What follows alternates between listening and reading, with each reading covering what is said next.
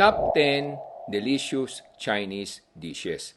Yan po ang ating pag-uusapan dito sa Dad ng Bayan. Ako nga po pala si Michael Sai, ang inyong Dad ng Bayan. Ng bayan ay lagi niyong kakampi. Tutulungan ka at hindi hahayaang maapit. Marami po sa ating mga kaibigan at kababayan ang humihingi ng payo.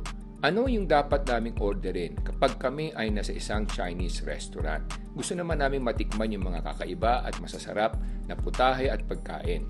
Ngayon, inikot natin ang iba't ibang mga sikat na restaurant, na Chinese restaurant sa ating bayan, at ito po ang mga napuntahan natin. Ang una, Shanghai Saloon sa may podium at Molito. Pangalawa, yung Summer Palace sa Shanghai Hotel. At pangatlo, yung Empress Garden sa may BGC. At pang-apat, yung Canton Road sa may Shanghai Hotel The Fort. At panglima, yung Red Lantern sa Solaire Hotel and Resort. Ito yung mga napili nating mga putahe, nakakaiba at katangi-tangi. Simulan natin sa sopas. Ang sopas, marami kayong pwede pagpilian. Pwedeng chicken with corn soup, pwedeng hot and sour seafood soup, pwedeng crab meat spinach soup. Yan ang sa sopas. Pangalawa, puntahan natin yung appetizer. Yung sinasabi nga niya ng panghimagas. Ano yung mga pwede nating orderin? Seaweed with century egg, salt and pepper squid, oyster popcorn, soft shell crab, at of course, crispy enoki mushroom. At pangatlo, puntahan natin yung mga dim sum. Ito na yung mga kadalasan, gustong-gusto to ng ating mga kababayan, mga dim sum. Yung mga siomai at hakaw, ito yung mga dapat nating piliin. Shrimp dumpling o hakaw, pork with mushroom siomai, seafood kwapaw cups, beef balls, and of course yung truffle dumpling. At pang-apat, ito yung mga bird meat, mga karne ng mga manok o ng mga pato. Una sa listahan natin yung flaming Peking duck. Pangalawa, roasted duck. Pangatlo, yung poached white chicken with ginger sauce. Pang-apat, yung soy chicken. At panglima, yung crispy fried chicken. So yan yung sa mga bird meats naman. Puntahan naman natin yung mga pork and beef choices. So kinakailangan, alam din natin kung ano yung mga pork and beef choices natin na ating pwedeng orderin. Beef tenderloin with onions, yung King Dao spare ribs, sweet and sour pork. Of course yan, talagang matagal na nating alam yung putahing yan. At ang braised pork belly. Now, puntahan naman natin yung mga seafood. Kasi sa seafood, kadalasan sa mga Chinese restaurant, lalo na yung mga sikat at mga medyo tanyag na, marami silang mga seafood choices. Katulad yan, meron silang steam, live, red or black grouper. Yan yung lapu-lapu. Yung red kasi, mas mahal ng konti kaysa sa black.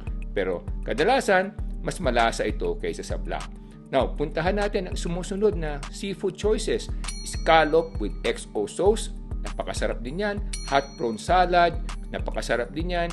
Of course, yung steamed king prawns with garlic. Isa rin yan sa mga best choices. At saka Singaporean chili crabs. Yan ang sa mga sikat na ino-order. At saka yung scallop with eggs and truffle sauce. Ito medyo kakaiba to, katangi-tangi itong putahing ito. Now, pang-pito na putahe, mga noodles, mga pansit, sabi nga nila. So ano ba yung mga kadalasan sikat na pansit na pwedeng orderin? Seafood noodles, isa yan. Beef ho pan noodles, and yung Cantonese chow mein noodles. Yan yung mga kadalasang pansit na nagugustuhan ng ating mga kababayan. Puntahan natin ngayon yung pangwalo. Ito naman yung mga kanin na.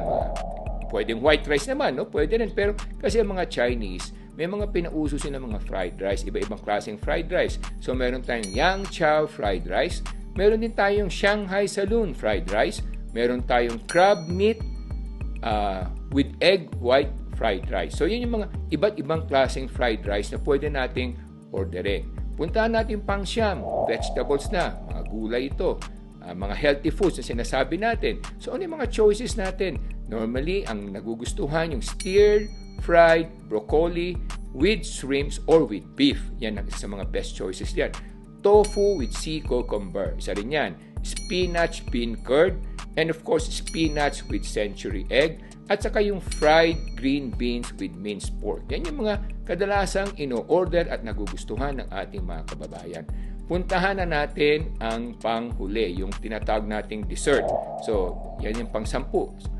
Kumbaga may laureate, hindi naman kinakailangan orderin nyo lahat. Siguro paunti-unti, tikman nyo bawat 10 tayo sa susunod na bisita. Iba naman, para naman sa ganon, hindi kayo manawa at matikman nyo lahat ang mga masasarap na putahe. Sa dessert na tayo, ano yung mga kadalasan na nagugustuhan ng ating mga kababayan?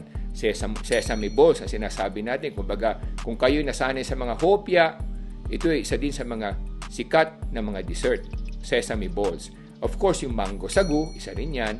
Yung chilled black gulaman with fresh fruits, isa rin yan.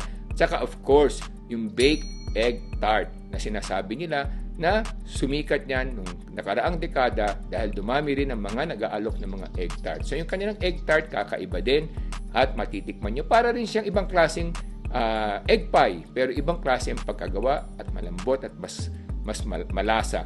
Yan lamang mga kababayan ang aking mga tips sa inyo kung gusto nyong umorder ng mga masasarap na Chinese meals o Chinese dishes sa mga Chinese restaurant sa ating bayan. Marami pong salamat. Ako nga po pala si Michael Sai, ang inyong dad ng bayan.